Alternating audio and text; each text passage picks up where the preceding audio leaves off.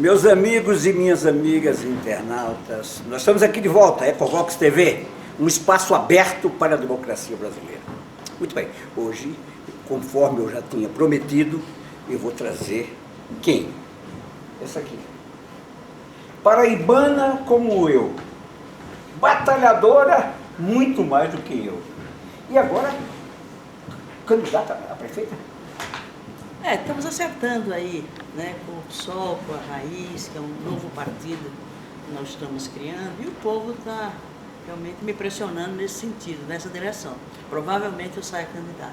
Hoje, o PSOL e Raiz, como é que eles se envolvem nessa luta política? Olha, tem uma certa identidade entre as duas forças políticas.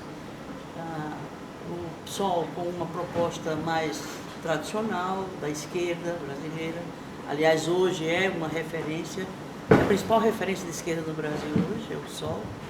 E a Raiz que está nascendo, emergindo de um novo tempo, de um novo momento, não só no Brasil, mas no mundo todo. A exemplo do Podemos, que é um partido da Espanha, a Syriza da Grécia, e está nascendo aqui a Raiz Cidadanista, que ao mesmo tempo é partido e movimento, que é uma proposta que a gente pretende ser uma resposta aos novos tempos que estão colocados aí, não só no Brasil, mas também no mundo. Eu não tenho nenhuma dúvida do que eu vou dizer e assumo a responsabilidade do que eu digo. No Brasil hoje, na classe política, infelizmente, se você for ao Congresso Nacional, você tem 82% de desonestos, corruptos, gente que não presta mesmo.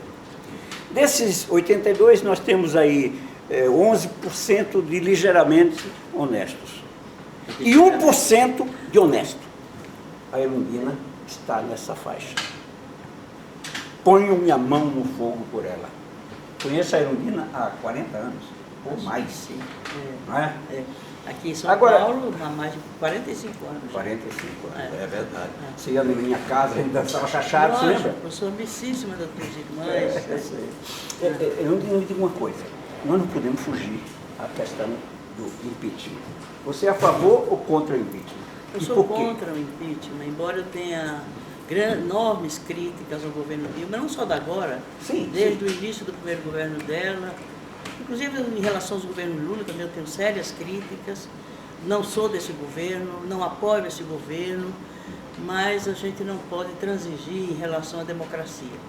Custou caro a muita gente. Nós ainda estamos com uma democracia se construindo.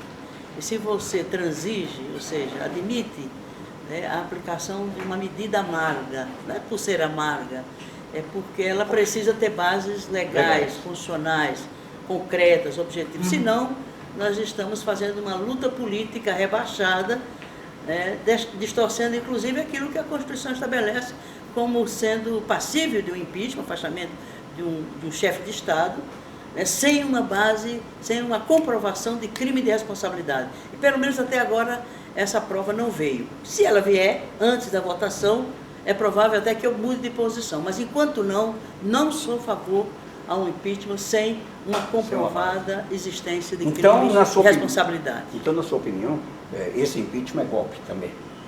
Bom, no sentido de que estamos distorcendo, né, um dispositivo da Constituição pela uma disputa de poder imediata. Eles não querem disputar o poder democraticamente em eleições, eles querem antecipar, já assumir o governo, porque eles queriam ter feito isso antes. Não conseguiram, né, e estão favorecidos pelo fato de um governo, né, desastroso. O governo uma coisa é a competência, competência administrativa, outra é a competência jurídica. E política. Eu acho que falta a presidente aptidão política, gosto pelo jogo político, no bom sentido do jogo político, o diálogo. Por isso que ela foi buscar o Lula, né? Pois é, eu acho que também o Lula não deu muito conta do que se esperava dele, né, nos governos. Mas agora ela chamou o Lula para quê? Dizem que é para ajudá-la a resolver os problemas do país. Quem ajuda a resolver os problemas do país não é um ministro ou uma ministra, enfim, é o povo. É um conjunto. É o povo organizado, é o povo entendendo e procurando entender as decisões, participando dessas decisões, respaldando as decisões que sejam no interesse do povo. Eles não fizeram isso, nem o Lula, nem a Dilma. O Lula, né, cooptou o movimento sindical, por exemplo. Hoje não tem nem situação nem oposição. E a Dilma, por sua vez, nem isso fez, quer dizer, ou seja, ela não dialogou com ninguém, a não ser com o Congresso, e de forma muito ruim. Desastrosa. Né? Ficou desastrosa, ela ficou, né, submetida, né, a uma base congressual de A a Z, no espectro político e ideológico, e, portanto, de barganha política, do fisiologismo político, e isso não dá certo. Eu governei 4 anos em São Paulo com minoria na Câmara, porque para eu ter maioria eu tinha que ter feito concessões éticas. E se a gente que vai para lá, né, criticando aqueles que fazem concessões éticas, nós somos piores do que eles.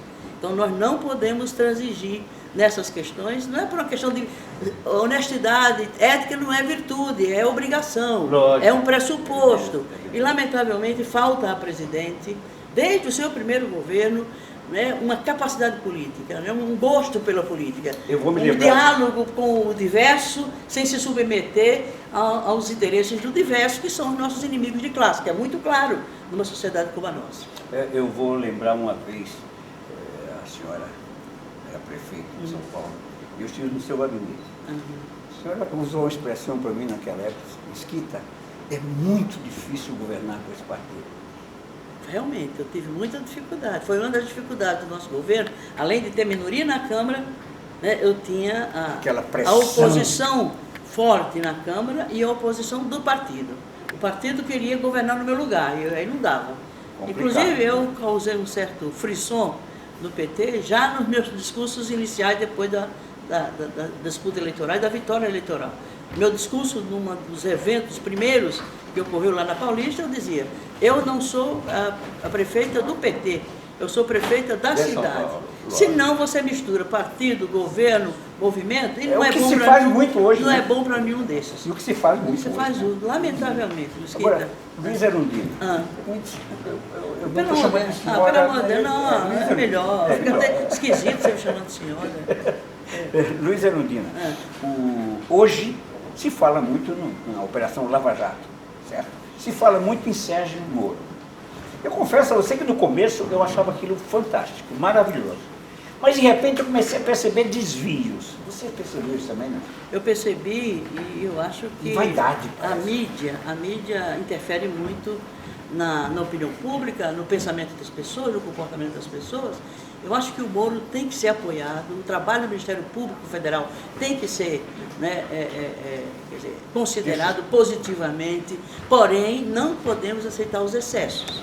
E não precisa usar excessos para mostrar a gravidade da situação e a necessidade de investigações muito profundas, de todos, né? Que se investiguem todos, se punam todos, porque é uma oportunidade de passar o país a limpo, virar a página desse país, né? Para que o povo de novo volte a acreditar na política, nos seus representantes, nos seus governantes, e sem essa limpeza, e o Ministério Público está fazendo isso. E aquele grampo?